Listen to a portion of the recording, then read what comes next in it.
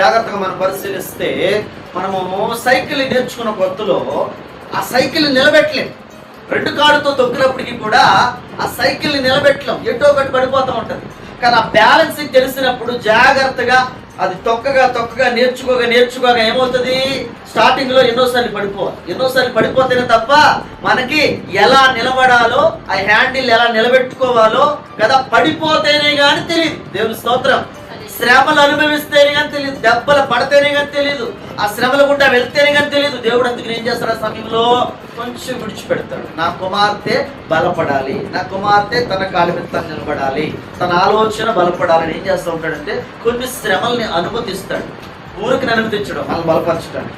అప్పుడు ఎప్పుడైతే మనము ఆ సైకిల్ నేర్చుకోగా అరే పడిపోతున్నాం కదా పక్కన పెట్టేస్తే రాదు, ఫెయిల్ అయిపోతున్నాం కదా అని చదువు మానేస్తే ఎన్నటికీ ముందుకెళ్ళలేం.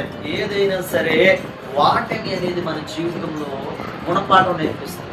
ఓడిపోవుట చాలా శ్రేయస్కరం. చాలా సందర్భాల్లో ఓడిపోయిన వాళ్ళు నిరాశపడుతూ ఉంటారు. ఓడిపోతే కొన్ని విషయాలు నేర్చుకుంటారు. గెలిస్తే నేర్చుకుంటారు. గెలిస్తే ఏముండదు, గెలిస్తే అతిశయము, గర్వము, పొగరు తప్ప ఏముండదు. అదే ఓడిపోయి చూడండి, పడిపోయి చూడండి, ఆ పడిపోవడం కూడా దేవుడు నిలబెడతాడని నమ్మకం ఉంటేనే. దేవుని స్తోత్రం. ఆ విశ్వాసంతోనే దేవునికి మహిమ కలుగును గాక. సందర్భాల్లో మనం అనుకోకుండానే పడిపోతాం. అలాంటిదప్పుడు దాన్ని యూజ్ చేసుకోవాలి, దాన్ని జాగ్రత్తగా వాడుకోవాలి.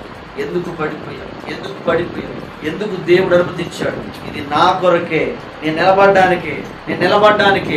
ఇప్పటి వరకు ఎన్నోసార్లు పడిపోయాను, ఇక లేవలేను అనుకున్నాను, కానీ ఇవి నాకు కొన్ని గుణపాఠాలు నేర్పిస్తూ ఉన్నాయని మనం నేర్చుకోవాల్సిన అవసరం. దేవునికి స్తోత్రం. చూడండి, ఒక వ్యక్తి తాడు మీద